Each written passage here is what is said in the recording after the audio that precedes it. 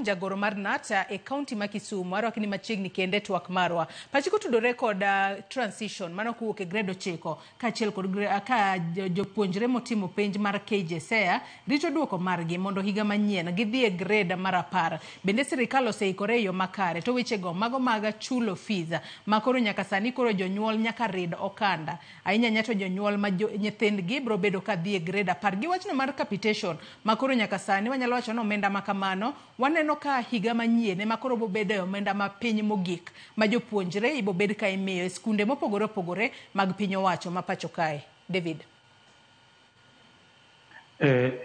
Kamano aramra wacho ni wan kaka union mar KNUT NAT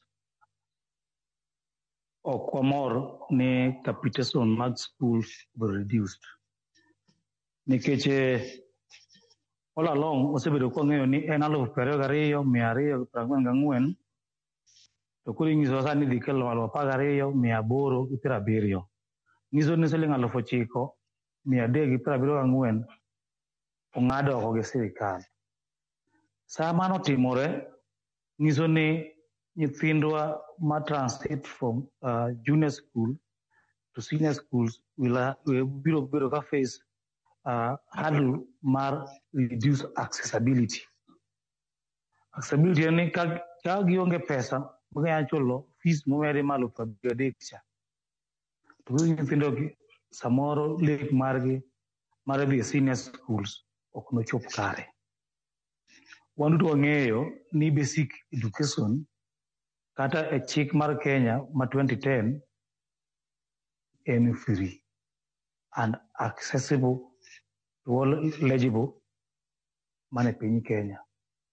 Sama sirikal medo fees kuom 40,000 to giduoko their part of the bargain from 22,000 to 12,000. Nyiso ni gikawo usiku ma sirikal onego ting' to giduoko ne jonyuol mathoth gi wang'eyo ni samoro ting' makare kata nyalo makare mar chulo school fees. Sama wuoye ni the issue mar bursaries moko ne wuok from the county government, moko ne wuok from the NGCDF and other stakeholders. Chien kanyo bed gi ruogruok nikech nyol nitie larruok ni mondo mi bursaries gi obed amalgamated to ket a particular system mondo koko pogi nyithindo. Sama higa lokore ni pok obiro clear explanation and guidelines kaka bursaries gi idhi chiw higa manyien. Nyiso nang'o? Nyithindwa ma transit from grade 9 to grade 10 next year yorgi maler madhi grade 9 kata senior schools koro okete kute. En kwayo makende ni sirikal must review their policies. Wang'eyo ni nitie sikundewa ma koro dhi offer STEM pathway mabende our junior schools nigi under pressure ni mondo gi produce 60% of those learners madhi STEM system or STEM pathway. 25% of them ne dhi arts, then 15% of them ne dhi sports. Sama CBC koro bedo motegno mondo mi odhi oran a full cycle pono ka sirikal medo keto hurdles. Wan kaka union de ber morwa ni system mar CBE ni do we oran into a full cycle mondo wane ni from ECD grade 1 to grade 6, grade 7 to grade 9, grade 10 to grade 12 oringo a full cycle mondo koro education stakeholders mane piny Kenya ka obedi piny to review ni CBE ni oringo full cycle ni wabed gi challenges mage. Be nyithindo manyochako from ECD to grade 1 to grade 9 to grade 10 to grade 12 oringo a full cycle more meet the objectives mar CBE. winyo kanya wadwa Zabulon Awangi majagoro Makupet osewacho ni nyithindo mane otimo Kipsea at grade 6 to transit to grade 7 junior school to nyotimo penj e KJSEA nyurumo wuok tich mokalo ni. Kwan nyithindo manyotimo KJSEA kikompe nyithindo mane enroll kendo chako system ni nitiere pogruok. Nyithindo manyo kotimo penj gi manyo kochopo KJSEA gi ne gilwar gidong kanye. Sani ko gi transit to grade 9 grade 10 sorry. Kagi budhi grade 10 grade 11 grade 12 onego sirikal koro we thuolo ni mondo nyithindo oring full cycle mondo bed piny review the challenges ni kama nade. Sama ne ma timore ma ka sama koro ni mede fees nitie ne ing'awo nyithindo moko mondo kichop lek margi mag somo. Duoko capitation chien nyiso ni waka osigo wagolo kuom sirikal to wang'eyo ni sirikal e bwo chik mar Kenya ma 2010 wacho sirikal ema nigi ting' mar neno ni somo e basic education system, that is ECD, primary school, junior school and senior school on a full cycle at the cost of the government.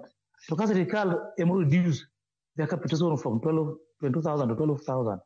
It means therefore ni gika osigo ni giingo ne jomoko jogi gin jomage jong'eyo chien kacha kata japuonj wadwa osewacho ka ni capitation manyien miyo skundegi obiro ma delayed ka koro skul be iloro. Schools are struggling. Ni timo assessment wang'e ni are schools real or are they ghost? To mana ka nyawadwa Zabulon osewacho ghost kata skul ma Nyawawa gin mek ng'a? Gin mag dhana e Kenya ka koso gin mag jomoko ma wuton weche gidongo kata otegno ma ng'ato ok nyal gonyo. Nikech ka skunde mag Nyawawa gin skunde mag ji ajiya ok apand skunde go koro diluongo nying-gi kata media kama nitiere kanyo. Omiyo sirikal okaw ting'gi makende mondo chiw capitations ne nyithindo nyathi ka nyathi kaka ne osewacho chien kacha to be kaber capitation mar skul onego be reviewed upwards mondo the burden mar jonyuol ema odwok chien kaka gitimoni.